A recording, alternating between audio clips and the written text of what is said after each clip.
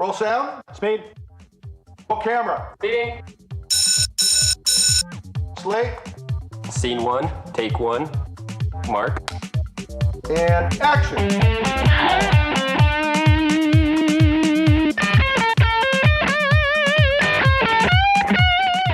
Hey everybody, welcome to Bernie's Apple Box. I'm Bernie, and we got a great show today.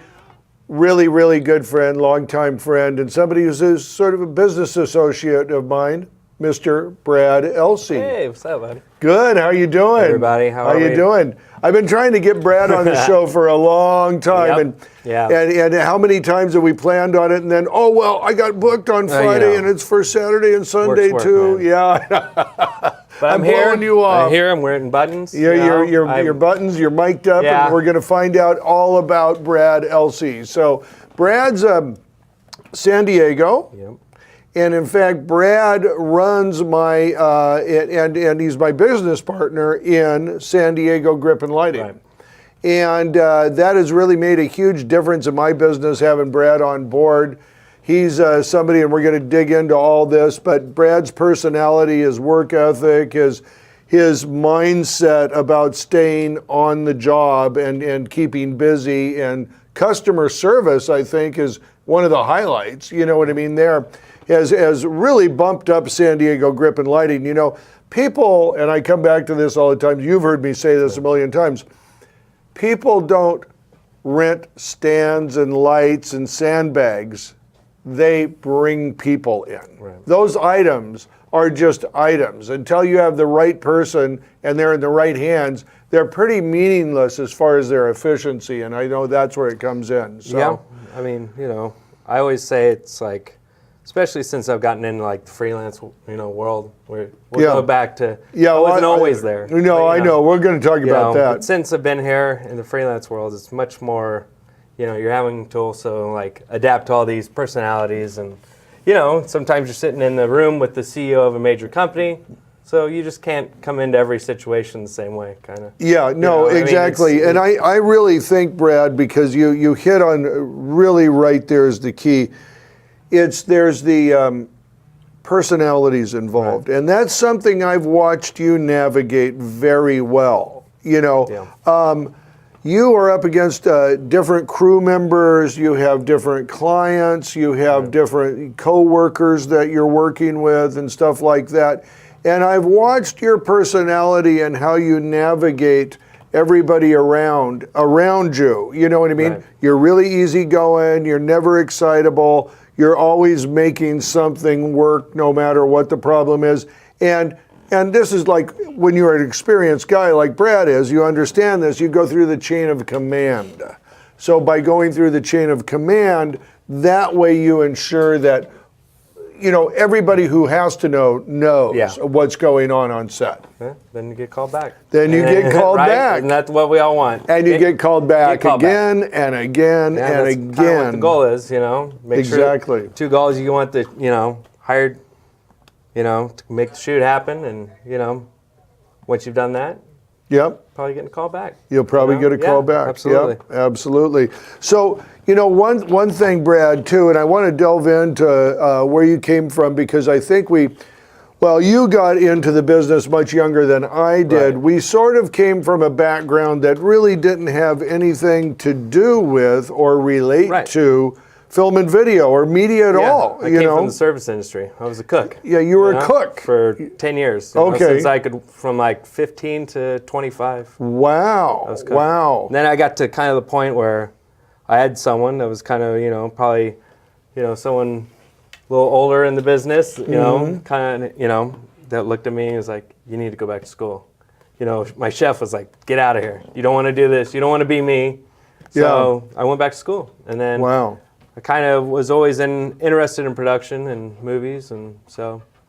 And so that chef, when he did that, what did you think? You think, I've been in the kitchen for a few years. Yeah. He's probably right. Yeah. He's good. I was like, that's a great idea. So there wasn't a lot of fight there. Not a lot of resistance. No, there was resistance. I want to stay here and make that sauce. There was no resistance whatsoever. Okay, that's good. So in high school even, I kind of, we had like a little like, our morning announcements, which at the time we were had a little 2-camera thing, and I used to help out with that, and so I kind of had a little feel of productions. Always grew up with loving movies, and Sure. always a movie geek about they're a big part of my childhood. and That's stuff. sort of a consistent Yeah. thing you see in our industry. Right. No matter which way, right? There was a love for movies. Absolutely. Yeah. I mean, yeah. and so I went to City College in San Diego, and it was basically we produced what we called news scene, and it was we'd every Friday, kind of like this show, we would do basically a little news, an hour-long news show. Okay. We had a big At old- your high school. this was at City Oh, at the College. college. And then it would Got you. it would run on a little public access television, and Yep. so every week. So it's kind of a good way to get in front of the camera or get behind the camera, and Yeah. it was live, so couldn't really mess up. So Yeah. but that whole program was really focused more to be in the news. It Yeah. was basically like, okay, we're gonna get, as soon as you graduate this program, go get an internship at like Yuma. Yeah, right, and then right. maybe you'll get to come back in 5 years and work at one of the at a major bigger station, At the yeah. bigger station. So, that's not what I wanted to do. No. But I was running cameras, I was editing, I was doing a lot of stuff, and then at that point, I became. I kind of helped a lot of people out, as people started coming to me with questions about cameras and stuff. So Is this why you're still in the college? Or, this is why I'm in the college, Yeah, So they yeah. kind of hired me to be a tutor. So I used to stay and be, Okay. help people. I think it was Final Cut 2. Okay. I just if that gives any, how long ago I was teaching Final Cut 2 to people in City College. Yeah.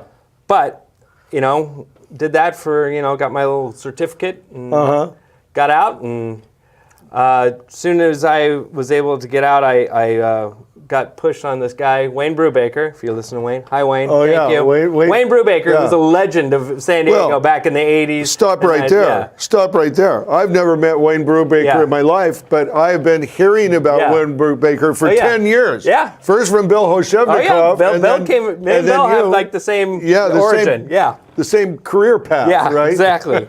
And I mean, it's like, and Wayne has been making car commercials and local car commercials and local RV commercials for Okay.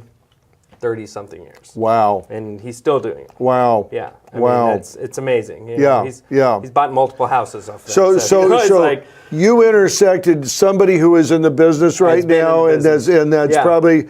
Let me put this: where there are a lot of vendors out there that Right. work in a certain price point, Right. And it's very easy for them to bring in entry-level people. Absolutely. Yeah. Yeah. So I was, thrown in, like, oh, you know how to do this? No, learn. Yes. It was much more, it's me and, me, Wayne, and another guy. That really was his main editor and Yeah. tutor. And then I was just kind of trying You to were doing absorb, everything trying to else. absorb Yeah. as much as I could and Right. figure out all that. And it was, really helpful. And I did that for a while, I think my first day, he brought me back in the vault. I mean, this guy has been multiple decades in the industry. So he brings me back in this vault, and he's like, I'm gonna need you to take all these tapes to DV. We need to, Oh, I need boy. and we had 3/4 inch pneumatics, Yeah. 1 inch. We even had 2 inch. Okay, he had like a 2 inch. It was like insane. Yeah. Right? So I'm dealing with stuff. So that was your job. Yeah, it was my job for a little bit, and then he started letting me shoot. Started doing that. Yeah. Made a whole bunch of RV commercials. Yep. Pretty good. And so you got your legs on you. You got Yeah, your set absolutely. legs. Yeah. You sort of figured out a You know. flow with those little shoots. Absolutely. And do that. And then I know you went somewhere after that, and I want to spend some time Right. talking about that. Where did you go? Tell us where you went. Well, when I would work with Wayne, he kind of was, and Wayne still calls me to this day when Yeah. he needs help. When Yeah. he gets, if he has a big shoot, he calls me. I'm Yeah. his first call Awesome. to do lighting. And that's the Awesome. way Wayne operates. And every time we had an opportunity to get we need a Steadicam, we called Richard Crow, who's a great Okay, Richard great Steadicam operator. He's up in LA. Yeah. He's from San Diego. I need to get Richard Yeah, on this Richard's show awesome. too. So Rich Crow's up there. I'm not sure what he's working on now, but Yeah. whatever it is, it's He's always working. He's always working, and so I'll never forget. Richard was like, kind of looking at me, kind of looking at himself probably 12 years ago. Exactly. At me, and was like, dude, Yeah. you need to get out of here. Yeah. Kind of like how He's like, man, I just had this conversation with my chef. You know, it's like Yeah. in the last career, he's Yeah. like, you need to get out of here. Yeah. It's like, I'm starting a show, Veronica Mars. Yeah. It's a pilot. Oh. And that's where it happened. Oh. Like, and that was like, I was like, cool, I want to work. I don't have no idea what I want to do. Yeah. Like, I don't really, So I want to do everything. Like, I know how to turn on a Kino Flow. Yeah. Does that help? Yeah. I know how. You know how to replace a tube. Yeah, I did. Yeah. What were we using there? Like, I forgot what. PDF 150. I know Yeah. how to use those, like the little Sony. Yeah, I Yeah. know how to use one of those. That ain't gonna matter. Yeah. But so I didn't know what I wanted to do, and that's when Richard's like, yeah, the pilot just started. I'm Steadicam on it. Come over. I'll introduce you to some people. You figure out what you want to do. Someone will use you. Yeah. So that's when I met Big E. You met Big E, but now you were gone to Veronica Mars. Who was the studio? Stu Siegel. Stu Siegel, Which I, a you know- San Diego Right. legend. Right, yeah. And I don't think the book has been written No, yet, no, in not all yet. honesty, No. on the careers Of this that guy. man launched. No, I mean, you know, they probably seem comical now, but like, no one knew what a cool biker was before Renegade. Like that character didn't really exist. Right. Renegade was a global name phenomenon. some of the shows that he Let's produced. see what he did. His two big ones were Silk Stockings and Silk and Stockings, Renegade. yeah. Those were the two. I mean, Yeah. that was USA Network. That's Yeah, who created that. that was a big thing. And those were both down there originally in San Diego, right? Shut the whole thing. Yeah, I mean, that was before my time. Yeah. You know. Yeah. And then you came on to Stu Siegel at Veronica Mars. Right, and he was not really a producer at that point. He had kind of stepped back from being a producer. Now he's just kind of landlord. You know? Yeah, so Stu was a guy who had created it. Now he figured out the operations, the machine, Yeah. got the machine Right, working, yeah, here's and he the stepped status. back and let the people do it. And which is so, people, I don't really think appreciate that. In San Diego, I think the local people who work for him do appreciate Right. it. I know that. But, I think it's hard to really grasp what an accomplishment Oh, it was huge. that was. I mean, he was the only. I mean, think about this. there's some things. There's other things about Stu that people say, like, he made sure he was the only one in town. Yeah. Yeah, there's that. Yeah. There's that whole Yeah, thing too. competitive. Like, he's very, very, very competitive, and he Yeah. made sure that he was the game in town. Yeah. And so with that, it's like, he has, a lot of people, he's divided, it's yeah. Look, it's like, if you're successful at all, Yes, exactly. not everybody loves you. Right. I can tell you that Yeah, right absolutely. now. Not everybody loves you. And you know what? Another thing about that success, and you see it in our industry, you see it from the top of Hollywood all the way down Right. the line. Successful people are generally aggressive. Right. And that doesn't mean they're rude or pushy or anything like that, but it means that they are focused on a goal, and they are don't stand in the way of that goal. Absolutely. You know what I mean? Yeah. And to do something like he did, and I don't want to rant on about No. this, but for me it's always been impressive for somebody to come to outside of Hollywood. and build a Build a soundstage and studios and actually produce and Right. create It was content successful. It was very that's successful. very successful on cable. I don't know. Maybe there is I'm sure there are probably some analogies to that, but for what I know in San Diego, that's anywhere around here, he's the only one that's done it. And the careers, once again, I'll say it, that he launched from there. And Oh, I'm thinking yeah. Big E, of course, Oh, yeah. Cindy Rankin, Oh, yeah. Richard Crowe Yeah, was Rich down there Crowe, yeah. working for him. You know. You worked for him. there's tons of Greg great- Flores was Yeah. on the show talking about yeah. he got his first job with Stu Siegel. Yeah, I mean, my friend Spencer Combs, he's a great DP up in LA. That's where he started. A lot of people. you know, So that's a very great asset to have in your background, and for the Absolutely. city of San Diego. That's why they have such great crew people. Well, a lot of time, and I always think is really, being in a small, community like that, we're all like family. you Oh, know? It's like, absolutely. Here, when I go to work in LA, I notice, you're real excited when you see someone you've recognized on set. Like, oh, you. Yeah. There's a good chance you might not ever be on set with that person ever again. That's right. There's so much There's production. so many people. And I knew who was going to be on set when you walk on to, In San you Diego. know exactly. Who's Yeah. going to be in, who's going to be in the There's makeup. gonna be- You're gonna, yeah, yep. There's only about a handful of people that are going to be the key grip. Only about a handful of people that are, We're Well, gonna be this and that. and too, I know down there and here too, in fact, all over, you get one call for a job, you can't do it, you're Right. turning somebody else on the job who can't do it, so they're getting the third person who can do it, Yeah. and they get on, and they're, you're back and forth Right. with those jobs, you know. So that was kind of like me getting into this whole different world, right? There was Yeah, going to Stu Siegel yeah. that, and some people had already been there for 15, 20 years, Right. so they're like, and then so it was I remember going, it was my first day, not knowing, going in, and this is how it happened, and Biggie, we talk about this all the time, Eric Kewig. So I got thrown on the electric truck, and Eric's in there, and I was like, hey, I'm Brad. I think I was dressed up. I had like a You nice. probably, yeah, I you tried looked to like do this. dress I nice. Dressed for some reason, dressing nice. I like had a button-up First day shirt. at school, you wanna look button-up good, shirt and everything. And so I'm like, hi, I'm Brad Elsey. Richard Crowe sent me. Yeah. He's like, oh. He's like, here, read the book. And then there's a set lighting handbook. Yeah, by Harry Box? Harry Box. Yeah, Here, yeah. read the book. Yeah. He's like, we're probably not going to need you, maybe a day or two, but blah, blah, blah. This is kind of how it works. It's like, so what happens is I'm about 10 minutes in, and, he's on the radio, and I'm just kind of listening to what he's talking about, and, what's the work going on around. And, Yeah. I'm seeing all this stuff. I don't even know what the hell it is and stuff like Oh, that. yeah, you're totally I'm out of- totally yeah. in a whole new You're in a new world. New world. And then all of a sudden, we hear a scream, and a guy comes around it was his first day, and it was one of Eric Kewig's guys that he used to work with on doing like rock and roll and AV stuff. Okay. Comes around, and he has busted his hand. Oh my gosh. Like throwing a distro box into the belly in the jockey box of the truck. Smashed his thumb. Broke it. Oh Yeah. my gosh. So he's like, here, go get production. Tell them to get a PA. PA will run you to the ER. Yeah. And he looks at me. He's like, here, throws the gloves at me, and I worked every day for 3 years.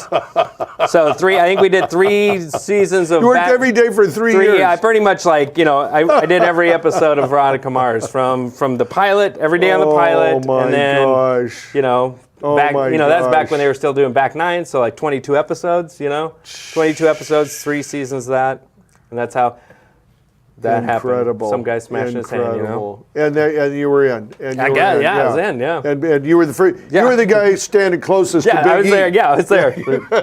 Here. Okay, you're the new guy. Yeah. How much did you get through that book? It's like, I know there are some excellent Big E stories. you'll have him on. We can sit there we'll and have to have him on because I don't yes, think we he's can great. tell the stories right now. I would not feel right without him here. Big E was somebody whom I only met Right, 2 you weeks just ago. met him, I understand. But through Facebook, Well, yeah. through everything else, I felt like I've known Big Yeah, E absolutely. almost all my whole Great. career. Yeah, absolutely. Almost my whole career. Yeah. Listen, Brad, we're going to pick back up, and I know we're going to talk more about Big E and I'm everything sure, yeah. else. But Some of the old days. we got a little commercial break we're going to do right now, so Right. I think we're going to that, and we'll be right back. Hi, I'm Bernie. I own Bernie's Grip and Lighting, San Diego Grip and Lighting, and Los Angeles Grip and Lighting. We pride ourselves on not only renting you the best equipment, but also giving you the best crews. And one of our core values here at Bernie's Grip and Lighting is that we give you the highest production value in the world. And remember, people used to say national, local. No, we present world-class production value on every set. We also know budgets are very tight these days, and you've got 10 hours to get what you need in the can. We move ahead, we move fast, and we know what you need. When you rent from Bernie's Grip and Lighting, you have a partner on your production for that day that is making sure you are well taken care of. So anytime you're in Southern California, give us a call at 714-609-3545, and we'll take very good care of you. See you on set. Hey everybody, we're back here with Yes. Brad Elsey of San How you doing? Diego Grip and Lighting. And we're talking about Veronica Mars. We're talking about how he got his start at Stu Siegel Studios. And under the Yeah. tutelage of the legendary Big E. Yes. And who was the DP on Veronica Mars? Joaquin Cedillo. He's Okay. gone on to do great things. He's, Yeah. he did Glee. Okay. And then he's great. you Yeah. know. And Veronica Mars was one of those very few small cable shows. Yeah. Maybe the only one, Yeah. maybe, that actually had a movie made out of it. And the movie Yeah. was generated out of one of these fund Yeah, like, I think it's crowdfunding. Kickstarter. I think they broke like the Kickstarter record. Yeah, so that was interesting. to start that, and they did it, and so it actually, that TV show became a movie. Right, we didn't do through the movie. Kickstarter. I don't think any of us did. No, the nobody. movie. No, you 'Cause know, that's the way- I think Kristen Bell, who was a star, I think she was either had a newborn, so she was like, can't come back to San Diego, so they shot it all up in LA. Oh, of course. Yeah, so they're not. why would you want they, to? Yeah. They are not going to Yeah. come back to. No. She's going to move to LA in the Yeah, plot line. know. I can assure Absolutely. you. Yeah. So that was that, and that was like a blessing. Like how many people, since then I've done several pilots that just like, you go and do a pilot. Yeah. And you never hear anything. Where'd that go? Yeah, you never hear anything about it. The black that's hole. most of what it is. You know, you go and do all these pilots. For it to get picked up is one thing. For it to last more than 6 episodes after it gets picked up is even another thing. more rare For of it an to animal. complete a whole season and then get picked up for a second season is even more. Well, I was on one that just went all the way. Boom. Basically, is 3 seasons, and they kind of like it wasn't. The 4th season was just they probably could have done it, but it was like. It just wasn't there. It wasn't there. Yeah. So, there's a blessing and also a curse because, when that show shut down.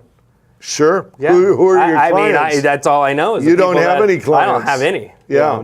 Zero. Yeah. And everybody working on yeah, that show doesn't have any clients no, either. we're all calling each other. We're all hanging out on the week, hanging out in the middle of the week, Yeah, do you have any work? Yeah. No, I don't have Phone- any work. yeah, Do you have any work? phone No, I rings don't and have you any get all work. excited. Oh, yeah. Oh, Yeah, no, yeah. just want to hang out. Yeah, just Yeah, all right.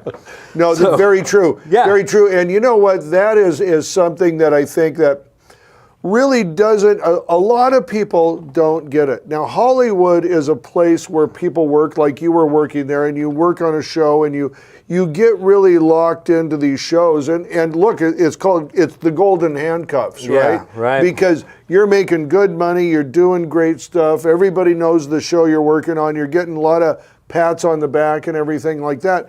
But at the same time, there's a group of people like us, and this is more of our model now, who have 100 clients, and they're working for them 1 day or 2 days and all year long, and you're working all the time. You've got a steady flow of people calling you, and you're trading with your buddies. They're bringing you on shows, or somebody's renting some gear from you.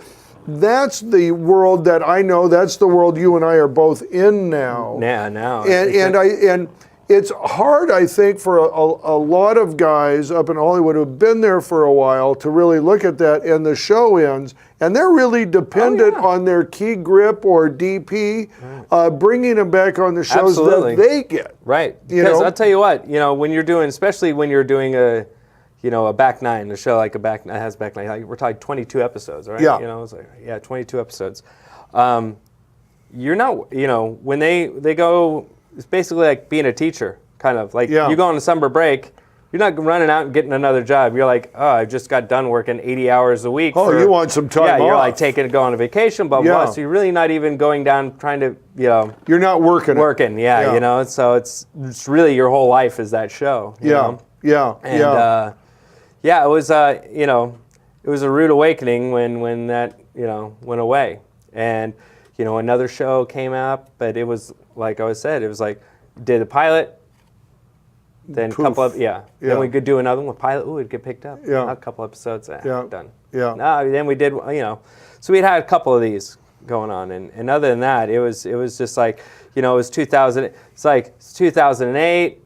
Time and it's like production was just kind So of this was the time. 2008. It was softening. 2009. It died. So I was trying to figure some stuff out, and that's kind of when this kind of the freelance thing. That's started when having, your daily sort of work, you started relying Yeah. on that more than you did the studios and stuff. Yeah. And So I'm and trying to reinvent myself as being, Right. Because I was doing either on those, like I do electric and grip, so Right. I would be either be an electrician. I think for the first season and a half I was an electrician. The last couple seasons or season and a half I was primarily a grip. Yeah. Just because I kind of wanted to learn everything. Sure, which is, of course. and I'm thrown in these situations where they're like, oh, you're both. And Yeah. there's another guy, and you got to figure out how to do it. And here's a truck full of stuff. Yeah. So Yeah, it's no, like, no. and You have to be, your versatility is everything, and you know what it is. I know you know this, but it's problem solving skills. Right. It's looking at something and think, what is my quickest, fastest, most competent solution for this problem that I can bring to the table right now? You know what I mean? And you're bringing it to the table. Someone else may have a better answer, and you have to be open for Right. that. But if you're sitting there thinking, I'm solving this problem for You gotta people, yeah. that's really what brings you back. That's what gets you Absolutely. back, because the DP goes, oh, okay, one of my guys figured this out. Thank God. I didn't have to Yeah. think of it. Right. I was distracted. Clients happy, directors happy. Yeah. That makes all the difference in the world. And there is one reason I always called you, because you were better than me. It's that simple. It's that simple. I'm a big believer in, like, if you can't do the job, get someone better than you. That's how I feel. If Absolutely. you can find if someone's better than you, Yeah. and it's available, Yeah. get that person. and- Because there's another mentality of people that are like, I'm going to stick someone in less than me because I don't want to lose the I don't want, client. I don't I want want the client to and realize how good I am. I have anxiety. There's an Yeah. anxiety about Yeah. they're going to call them now. Yeah, that's wrong it's- thinking. If you're thinking that, you've already you've beaten yourself. you're going to lose the job anyway. Yeah. Kinda, And you know with what? That is such negative thinking too, in Right. my mind. That is such a loser sort of mentality to have. I'm going to send somebody in that's worse for my client, Right. not up to speed. Now, maybe you have to send whoever you have to send. Well, yeah, but if you're I mean- selecting them because you're afraid your client's going to see somebody better than you, Yeah. and then hire them, Yeah. you know what? You actually may be right. But the best thing you could do as a professional is send the best person Absolutely. to your client, because your client called you. Yeah. They're asking you for your best, and you give them the best person that they can get. I have just noticed, like, here in the last handful of years doing this, that I'll have, we just did this on a job where, especially since I've been working in San Diego so long and I have a connection with everybody and everything, when people land in from East Coast, Mm-hmm. and I know this happens to you all the time. It's like, yes, the producer is calling you, but that producer is a total fish out of water in your community. Right. So, a lot of times I'll be their point of contact, and it's like at the end of the day, you're producing, you're helping them produce their spot. you're like yeah. I'm like, I've gotten like, all right, call this person for catering, call this person for this. Here's like, oh, you guys need How many times do we give that Yeah. list? It's like- How many times somebody says, "Hey, can you find me makeup?" Yeah. Oh, by the way, Oh, yeah. we need location. That's really And then important, we need some catering. Can you help me?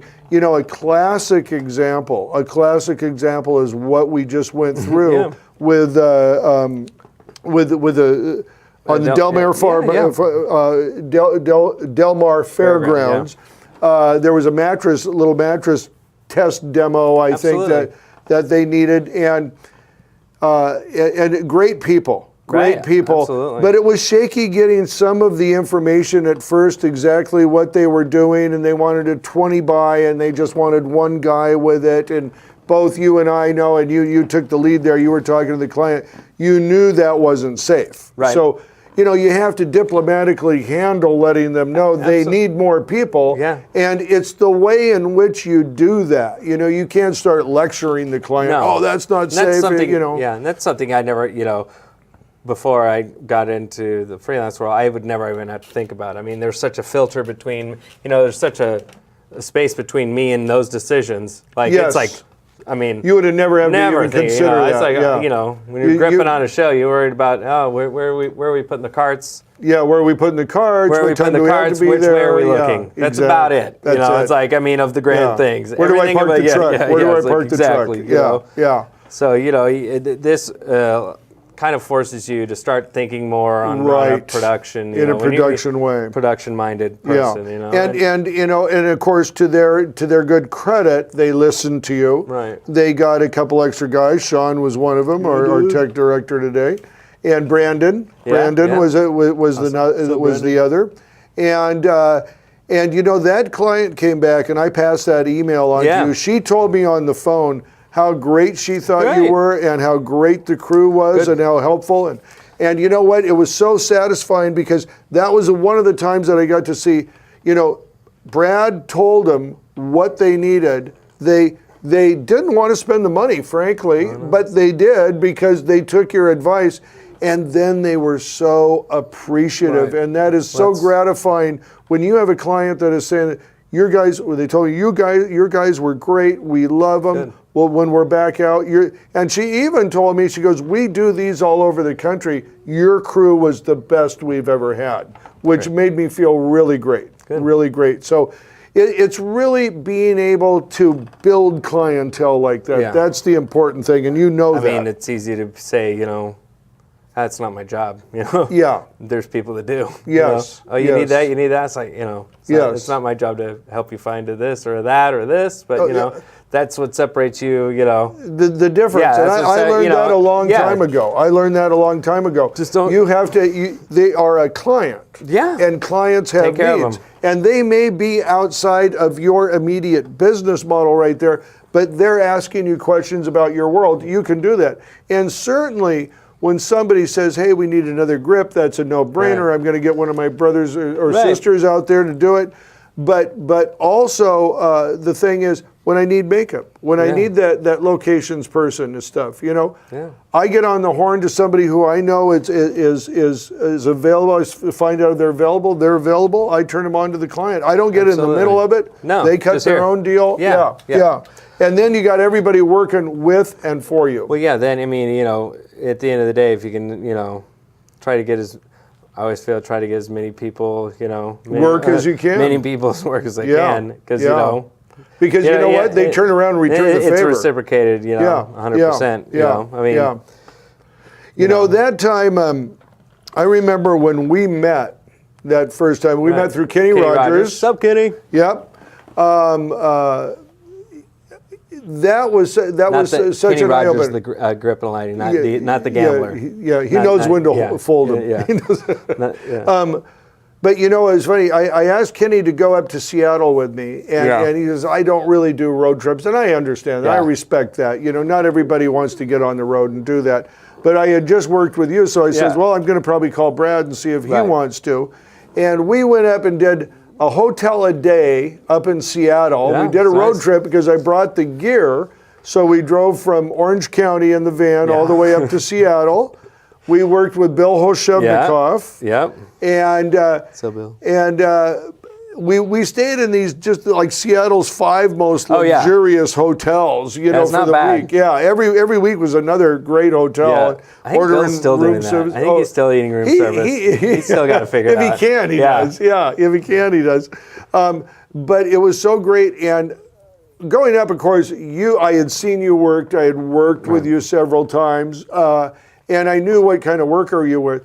But that was so natural. You had never really done those hotels with us before, and there's a flow that goes with it. You picked it up just like that. It was, and got along with 6 everybody. people shoved in the bathroom of a hotel room. Oh my trying God. to film, make it look like make nice, it make it look pretty. Yeah, that's and like night. and night too. At the middle of the day, or going make into it the look spa. like a soothing spa. Yeah, and you know what? With these hotels, they were like, for me, and this is where when I worked with Bill Hoshevnikov and doing these hotels, that it was almost like a lesson in lighting. And I think I mentioned this on the show when Bill was on it. but we would do the food. We would do a hotel room. yeah. We would do the spa. Yeah, we that's would great. do the exterior of the hotel. it's- You know, it was a lesson every moment in how to light those are good and gigs. shoot something. You Right. know, and Bill is such not only a great lighting DP, but he's such a great operator Right. too. That he gets the best out of everything you can do. Yeah. You know, Yeah, he's great. So that was such a great experience with you up there. And you know, that brings to mind too. You know, why is it when I interview somebody, I end up doing all the talking? I don't know. I think I've got a problem. Yeah. But because this is a classic thing. So we work a week, right, up in Seattle. And so we're all psyched. Now, this is the time yeah. we're going to drive home that night. So we've worked 10 hours that day. And we've got the van we've packed. been living all like back in. kings, eating like kings. We've been having like, it's like eating filet mignon Living like high on the eating hog. lobster and filet mignon Yeah, twice yeah. a day. Like literally, like So do we get back in the van and we're taking off back for San Diego. I remember this. And I remember I was just like, the traffic wasn't too bad, and I'm thinking, man, I can pop it up maybe to 70, we're get in that getting home. carpool lane, and then and he's we're crazy. gonna He make will it. drive for like 16 hours in a row. I'm Yeah, like, I'm a driver. You're- I'm a it's- I driver. can't do that. Yeah. And so I'm going out of Seattle, and so this thing just does not feel right. Yeah. You know what I mean? And it feels like it's getting slower and slower, and we're losing power. And all of a sudden, it's just like, I go, hey, the van turned off, no. you know? So I'm trying to get out of the freeway and over to the side and everything like that. The alternator had went out. So here we are on, was it Saturday? Yeah, it was Saturday yeah. night. It was Saturday night at 6 p.m. in Seattle.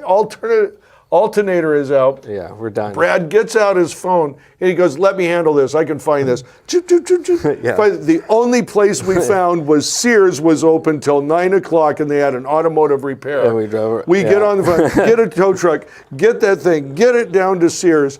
And we had like a triage team because I called them before and I go, man, we got to get out of here. We're going to San Diego tonight, you know. And so the guy drops us off. There's 3 people on it. They just hit it. They go, get something to eat and then we'll come back. I swear, 45 minutes Yeah, later, that'll dude, never we have happen it. again. That just, Yeah, it'll never happen bam, again. you know, yeah. See? I think they closed all the Sears Automotive, yeah. actually. But we were back on the road. We made our time and we stayed. I mean, we slept like in Salem or Probably something. because we had to that work night. the next day. Yeah, Probably. probably. We didn't have a choice. We were booked. Yeah, probably. Only you and I are a couple of the only people I know that would put themselves in a situation like that. Yeah. I got it. Oh, sure, I can do it. Yeah, you do I it. can do it. Yeah. Well, we were getting calls all the way back home Yeah. for work. You Yep. know, that to me is the Yeah, so that's sign kind of that where, you're you know, doing it. that I think that was definitely like, if we could do a trip, if we could do a road trip and deal with the crisis that goes on, the crises that go on with that, yeah. and do a job. Well, you and I have Yeah. always sort of done road trips Right, anyway, yeah. right? We've gone over to Phoenix Yeah, and do it. with Sacramento and stuff like that. Sacramento, Yeah, it's right, good. right. So we've done a lot of that. But you Surprised know, we still have stuff to talk about. That yeah, just, I know it's that funny, well. Look at both Yeah, of I us. know. Yeah. But you know what? That is the thing too. Is that I think when you're going that hard and stuff. But the thing is that we are the type of people in this world who don't say stop. No. We used to find, what's the answer? What do we got to do to make this happen? Right. We're Well, not I mean, just going to wait. You know? Yeah, I mean, well, you just, and I think that is just being, you have to be like hyper adaptive and Yes, and hyper adaptive. I like that. and it's just like, we just constantly are fixing problems. Yeah.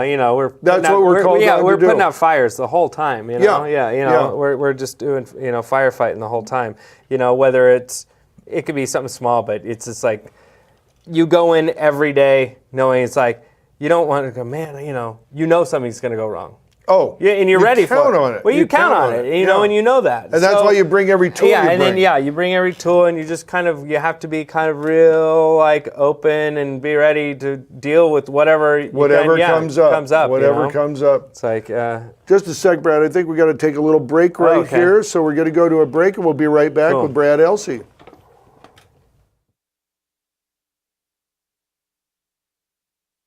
Bernie's workshop is fantastic.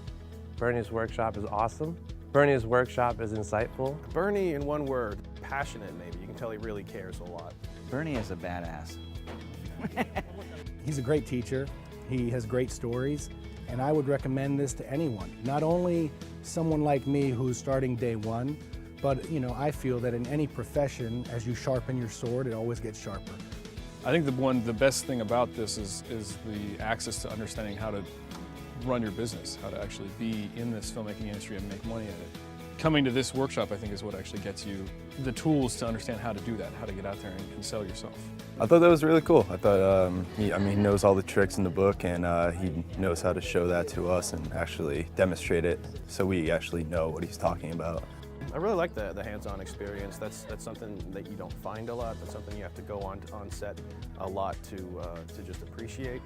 I know this is lighting seminar, but it's not only talk about lightings. He also share his business experience, personal experience, and guide us to what we should do, what kind of personality we should have in this business. His stories, I think that kind of say everything in a few example stories that he gives out from time to time. I would recommend this workshop to anybody who just spread into the industry, people who just don't know the swing of it.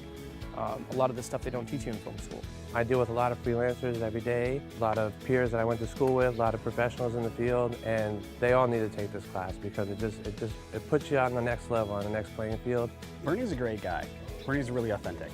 Like everything he learns, everything he teaches, the way he handles himself, the way he deals with other people, he's a one-of-a-kind guy. Someone I've never come across before in the industry, and someone I hope to emulate and hope that there are more people like him out there that can help. Hey everybody, how you doing? We're back here with Brad Elsey. Let me just take this moment to say, please, have any questions or thoughts or notes, please put them in the comments, and we'd love to hear them. Well, love to answer them. Yeah. Why not? Stump Brad. No, this is please Stump don't. It won't be Brad. hard. That's it. Ask a technical question. No. So you know what, Brad? It's funny. During that break too, we were just talking a little bit about, the ones that you, what I was going to say, the ones your memorable jobs, the ones that you would say, did you go, well, I forget those. I just put them out of my head. Yeah. And it's so true. Yeah. We live, actually, we were talking about problem solving. We live for that next job and focus on each individual job like nothing else exists. And when it's gone, it's kind there is no outside world. The only world you're in is that world on set that you're at that moment. And by doing that, what you kind of force yourself to do is once it's done, you throw it out of your memory banks. I mean, it's weird to think about all the people, like watch TV. I'm like, oh, I've worked with them. I've worked with them. I worked with them. Oh yeah, we did. I remember that one time we did that shoot with Olivia Newton-John. I forgot about this. See, it's like, and you see it again, and you go, oh, that's right.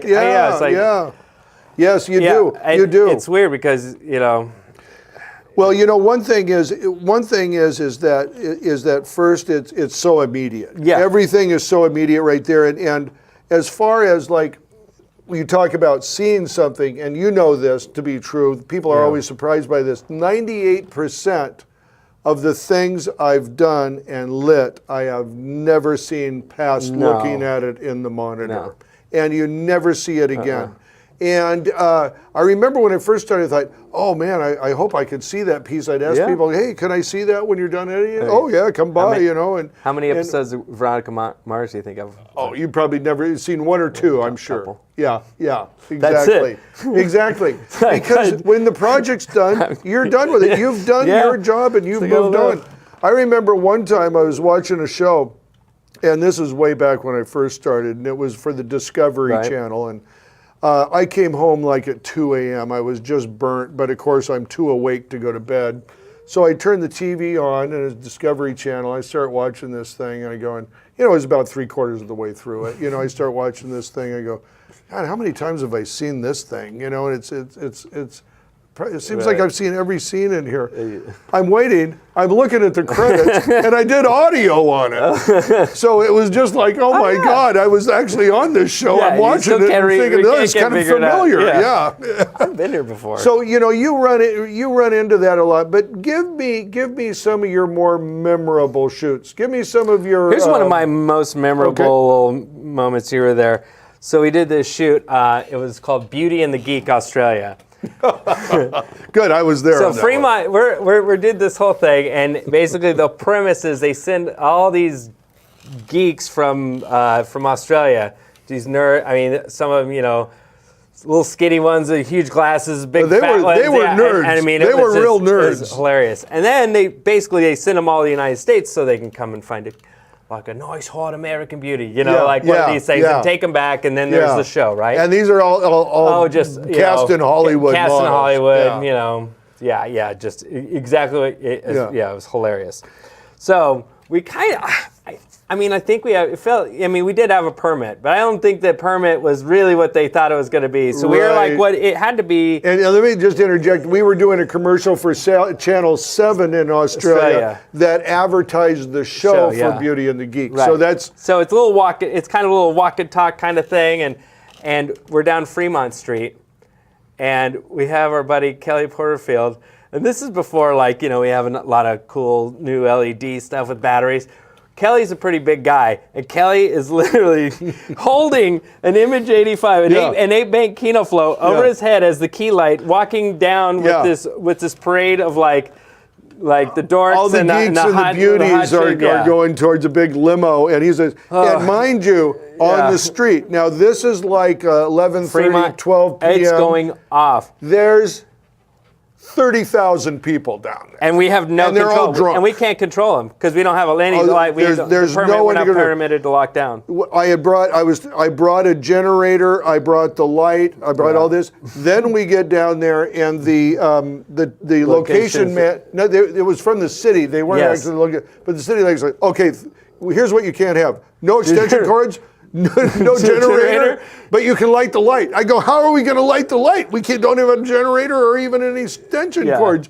So I begged and pleaded with the lady and lined up like my wife and every other grip and any PA who was standing there, and maybe a couple of partiers too, that I said, we will not let this cord drop on the street. We will carry it all the way to the destination. 250 feet of extension. Yeah, it was like so we had all these people standing by and then walking out with the extension cord so it wouldn't land on the ground. They would let us do that. So here's where it gets really good. Is like, okay, we kind of do a couple runs and we're like, okay, that's gonna work. And then when we roll on one, like I sit here and I'm right next to Kelly because I'm spotting him as he's walking with the Image 80, and all of a sudden we hear the loudest thing I've ever heard in my life. Clear, and it was Bernie at the loudest, and I mean, I jumped. I mean, there's 30,000 people, and Bernie is screaming so loud, so people are getting the hell out of the way. Get out of the way. You scared like 5,000 I swear to God, people. I scared the shit out of those people. You did. It was they were amazing. just like, they were running. They didn't even look that way. They just heard the sound and they here ran. it is. I mean, Kelly is sitting there with the Image 80, and he's like trying not to laugh, and he's just like shaking, and like, so that was pretty interesting. That's what it took. Yeah, that's what we it got took the to shot. get the shot. Yeah, we walked them all the way down Fremont Street to the end of the road, right in front of the Golden Horseshoe, and then got him in a limo, and got him out of there. Yeah, and that's the only way it was really going to happen. We had 2 hours. We had 2 hours. That's really the only do way. it. So Yeah. you have shoots like that you kind of don't remember, that you remember, Yeah, and then yeah. So. And give me another one. Give me another memorable one. I'll tell you one of the more difficult ones I've done in lately, and I'm not a professional like rigging grip. I can. You can rig, but I can rig. That's but not what you sell yourself. Yeah, that's as. not how I sell myself. I'm more of an on-set person, and a rigging grip is basically they're going out and just building huge structures, and they're building fly swatters, 20 bys on things, and green screens the size of city blocks and stuff. And I'm just like it's you have to really know what you're doing. Yeah. And it's like.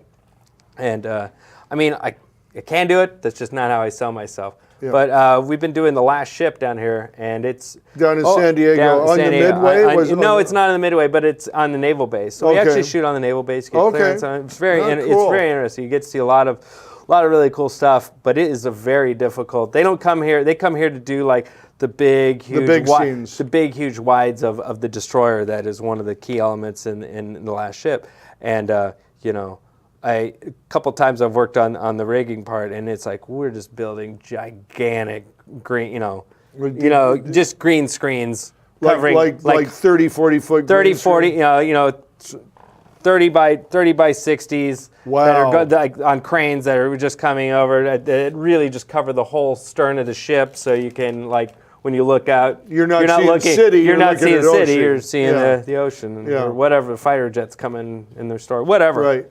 And it's just like and the wind's blowing because you're right on. I mean, it's you're right on the water? That was Wow. one of the more like. Where you got to have your stuff you got together. that's one of the days where everything has got like, every frame has got like 12 ropes on it, and Yeah. you're just sore from. And every knot counts. Yeah, Every it's knot like- counts. That was Yeah. when I was like, oh yeah, I'm not a really rigging crew. It's like after doing about 4 days of that, I'm like, Yeah. I'm a set grip. Well, you know, it's funny. It's know. funny. I have never been on those big shoots like that. I mean, I've been on some, but I haven't been part of that. But you know, I just want to say this.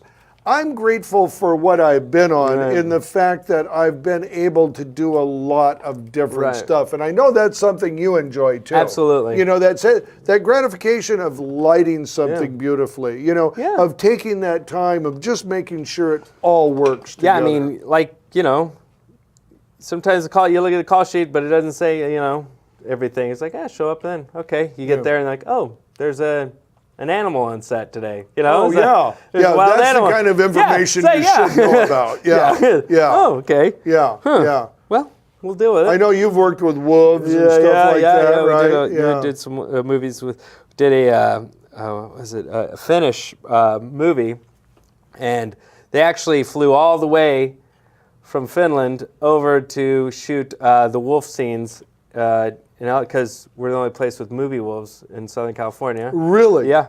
So they came all the way over to the United States just to do all just for the movie because they had a wolves. child actor, and then they had some wolves that were. So we went up to Big Bear. Yeah. And that's a whole nother story. Did you go up to the animal farm in Big Bear? No, Did you go we to their just we farm? actually I Oh, forget okay. the name of 'Cause this. I know they have a big facility. up there. we actually did most of the scenes in the what is it called? One of the mostly in the parking lot of the smaller ski resort up there. Anyway, so we had all the wolves on lines and everything, and these trainers everywhere, making sure the kid didn't, don't look at him in the eye, kind of stuff. He's like, oh no, as soon as hey, don't look at the wolf in the eye, you're like, oh no,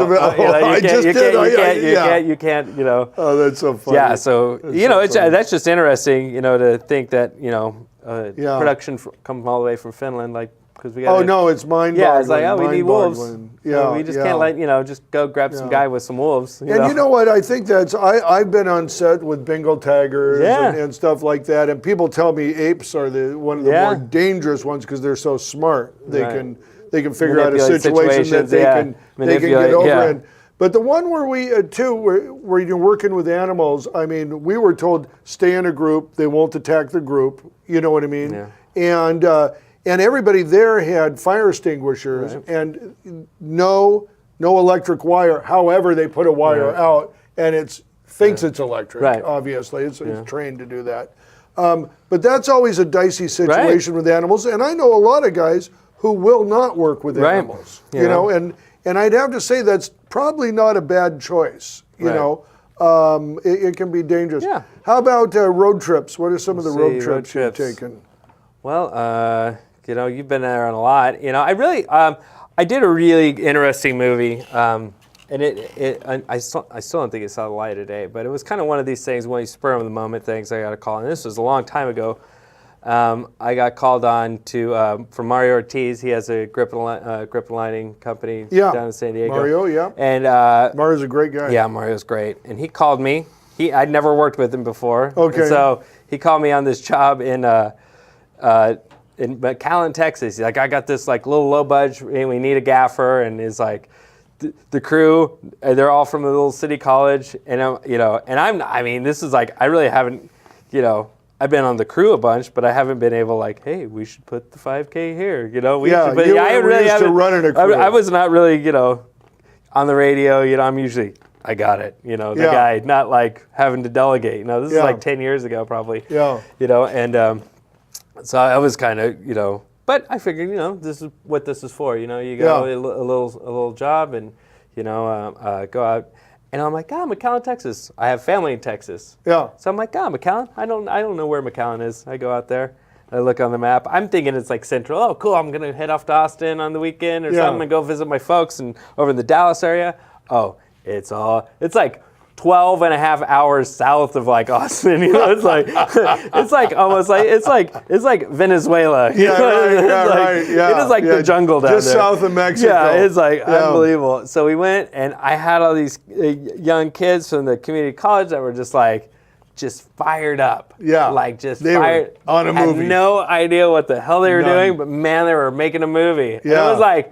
it was pretty awesome, like to go down and, feel that energy. And, and it was hot, miserable.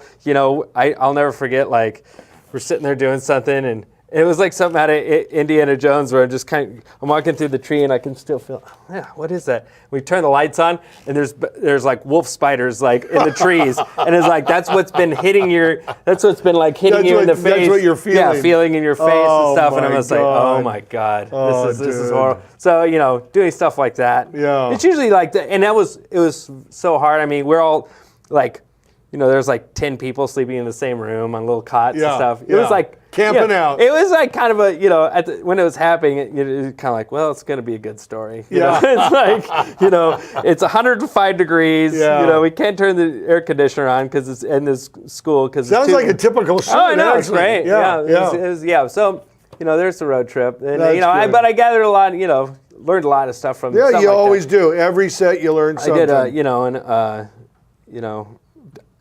some of the, usually I remember the ones that went, not so good. Yeah. A lot. Yeah. Because that's kind of like. Because the ones that go good don't really. Yeah, they don't impress you register. that You're like, much. nailed it. Go again, So some of the ones that go bad, you're like kind of reflect. Not that, like I've done, I key gripped a thing, for those of you that worked on it, Beach Bar, the movie. We'll go ahead and talk.